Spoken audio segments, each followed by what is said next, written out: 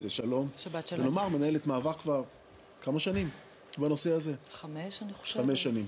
כן. לפני היו עוד הרבה. כן, ואיך היית מגדירה את אחוזי ההצלחה במאבק הזה נכון לעכשיו?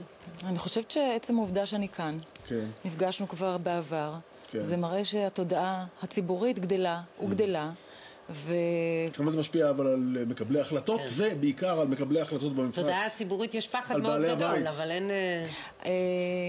אתה יודע מה? אתמול אם מישהו צפה בארץ נהדרת וראה את הלחץ על יונה, והיה שם קטע מאוד יפה, שהוא יוציא סקר נגדי, הוא ישלם על סקר נגדי כדי לדחות את הסקר הנוכחי או ההדלפה ממנו. הסקר הנוכחי בעינינו, כל פעילי הסביבה, הוא סקר נכון, כי אנחנו היינו שם והתרענו וערכנו מחקרים משלנו. אני הבאתי גם פה היום לראיה מחקר שפרסמנו ב-2010. תחשבו כמה ילדים מבוגרים יכולנו להציל אם באמת היו נותנים על זה את הדעת. אבל את יודעת, אני קראתי היום בעיתון הארץ. שנייה, מה? שאומר מה? המחקר מדבר על מה ידוע על זיהום האוויר ותחלואת ילדים. הרי תמיד אנחנו, ברגע, אורי, דיברנו על זה. כשיש ילדים, פתאום זה הופך להיות נושא סקסי, ושוב במרכאות, כן? בציניות אומרת את זה. וכך נפגשנו לפני מספר חודשים, כי הילדים היו שוב בתמונה, גם עכשיו. תחלואת סרטן. תחלואת סרטן, פי 2 לילדים. היה קשר סיבתי שדיבר עליו פרופסור גרוטו, לחצים הופעלו עליו. הוא חזר בו, מהקשר הסיבתי כנרת, לא משאר הדברים. לא, אבל אני קראתי היום בעיתון הארץ שיש הרבה אנשים ששוללים את הקשר, לדוגמה. מי זה הרבה אנשים האלה? אנשים שהשתתפו במחקר, אנשים לא אנשים ממומנים. זה פורסם בעיתון הארץ, זה לא משהו שאני... זהו, שלא אלה שהשתתפו במחקר. נכון, שיש תמיד, הרי חוקרים. אחת מצוות המחקר אומרת שמאוד קשה, על פי הנתונים העכשוויים, לקשור בין הקשר הזה לתחלואת הסרטן. אחד אחר, יושב ראש איגוד רופאי הילדים בארץ, אמר שהם עשו גם מחקר קודם ולא נמצא קשר, אלא יש הרבה פרמטרים אחרים שמסבירים את ילודת ילדים במשקל נמוך וכו' וכו'. השאלה אם... איך אתם מסתכלים על זה ומהם הכלים שבהם אתם עסקתם במחקר שלכם ששונים מהכלים שהם מתעסקים בהם? בואי תראי, ביולי 2006 הקואליציה לבריאות הציבור שאני נמנית בעמותה הזו, אני בוועד המנהל, עשתה סוג של קונפרנס באוניברסיטה העברית, וכבר אז דיברנו על איך כינינו את זה? מהרחם אל הקבר. יש פרסומים עולמיים. את יודעת מה? נעזוב רגע את ארץ ישראל, למרות שהאזור שלנו מפוצץ בתעשייה פטרוכימית, נעזוב את זה בצד. מהעולם, בעשרות שנים האחרונות, יש כבר מחקרים שמוכיחים את הקשר הסיבתי בין תחלואת ילדים לבין אזור מגורים ליד מפעלים תעשייתיים, ואני רוצה רגע לחזור ברשותך. תחלואת ילדים או תחלואה בכלל, דרך אגב? תחלואה בכלל, אבל אם אנחנו... ילדים אבל הם יותר חשופים. הילדים דרך אגב זה נייר לקמוס, נכון, כנרת? זה סוג של נייר לקמוס שבעצם דרכם אפשר לדעת מה קורה באמת, והילדים הם הכי רגישים, ואם הם החולים, תחשוב מה עובר עלינו המבוגרים. ואת אומרת, נעשה מאמץ גדול לנסות להביא דעות מנוגדות, נכון? 2006, 2010, לאורך כל השנים. חוות דעת משפטית אחרת, מה שנקרא. תמיד, תראה, אפשר לקנות, לצערנו, אפשר לקנות כמעט היום הרבה אנשים, כולל חוקרים, כולל רופאים, אפשר. אני לא אומרת חלילה שקנו אדם כזה או אחר. כסף לא חסר לקנות שם. כן, יש הרבה כסף. עכשיו, את הכסף הזה במקום להשקיע בניקוי המפרץ, משקיעים אותו בפרסומים. אבל מה עושים? לוקחים מפעלים... אני לא רוצה להעיף אותם. בריאות הציבור היא קודם כל בעיניי. אבל מה עושים? לוקחים מפלצות כאלה ולאן מעבירים אותם? מי אמר להעביר? את שמעת אותי אומרת להעביר? אז מה אתם עושים? אני חושבת שאם ניקח כדוגמה את רוטרדם בהולנד, מפעל פטרוכימי, מפעל תעשייתי, שההבדל בינו לבין איך שזה מתנהל בחיפה, זה הרגולציה. התשתית חדשה, הצנרת חדשה, הכל שם נקי, כמעט לא דולף, ואם יש דליפה קטנטנה, סוגרים את המפעל עד שמתקנים. למה לא עושים את זה אצלנו? תשאלי את יונה יהב, תשאלי את שר התחבורה, תשאלי את השר להגנת הסביבה. זאת אומרת שהדרישה צריכה לבוא.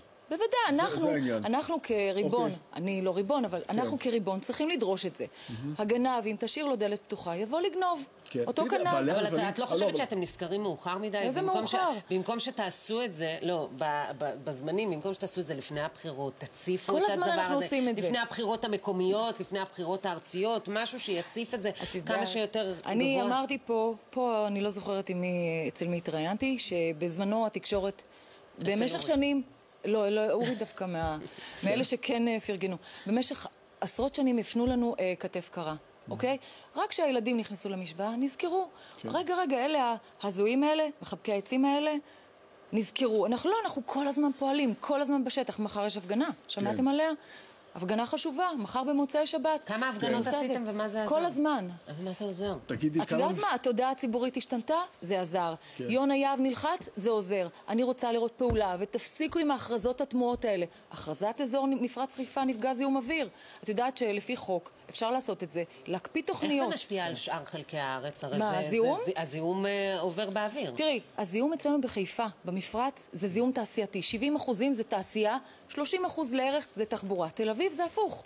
אפילו פחות. יותר זיהום מתחבורה, שכביכול בעצם יותר קל. אין מפעלים כאלה. בסדר גמור. תגידי, כמה מפעלים מזהמים אנחנו מדברים? 26. 26 מפעלים. באזור הזה. באזור, ממש במרוכז. 26 משפיעים. שמשפיעים באיזה טווח אזורי? כל אחד בתחום אחר. איזה טווח אזורי זה משפיע? קילומטראז' אתה מדבר? כן, על מה? ניקח לצורך העניין מעכו. הקריות, עכו. עכו זה אחרי הקריות. אם נלך מהצפון ונלך נדרים, אז זה מגיע אפילו מעבר למורדות הכרמל.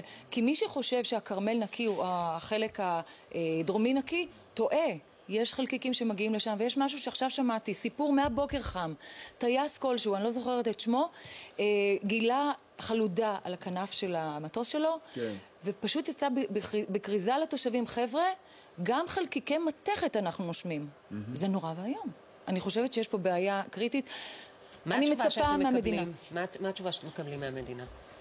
תראי, אם נלך למדינה המקומית, ראש העיר, אני אמרתי את זה ואני אומר שוב, הוא תמיד הרי התכחש, הכחיש, קרא לנו הזויים, ובשיטת השקשוקה בסרט, אם מישהו מכם ראה את הסרט הזה, הוא אמר... זה משודר בערוץ הזה, אגב. נכון. רק בערוץ הזה. נכון, ואני מאוד בעד הערוץ הזה.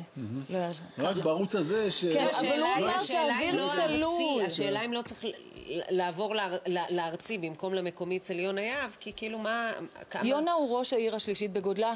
תסכים איתי שראש עיר יכול, לצורך העניין מפעל מזהם, לסגור אותו? יכול, לא עושה. מה הוא מביא? משאית שחוסמת חצי מהכביש, חצי, כן? שלא יעבדו עליכם, ובינתיים עוקפים את המשאית ה-so called חוסמת הכביש. הכל קיים, הכל אפשרי, פשוט צריך לאכוף את זה.